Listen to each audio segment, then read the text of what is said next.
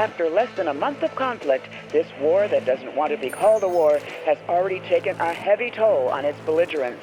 Casualties number in the thousands, if not tens of thousands, provoking indignation among civilians who fail to understand the reason for the conflict.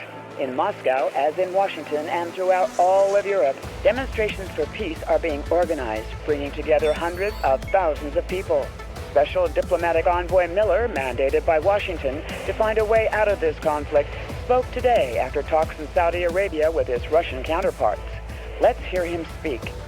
In order to avoid a nuclear escalation between our two countries and to stop this appalling bloodbath as soon as possible, we succeeded in agreeing with our Russian counterparts, after bitter negotiations, to the establishment of a demarcation line on the Daugava River between what we will henceforth call the northern and southern Baltic states.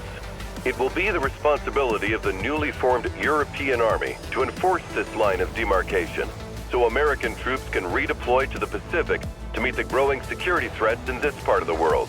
As a sign of appeasement, we also wanted to ensure that those responsible for this conflict would be brought to justice in their respective countries. Namely, General Bennett, who has already been relieved of his duties and is awaiting trial by court-martial. Lieutenant Colonel Williams, who distinguished herself during this conflict, will act as interim chief of staff during this transition period. On the Russian side, Colonel Demidov is expected to serve a prison sentence in an Arctic penal colony.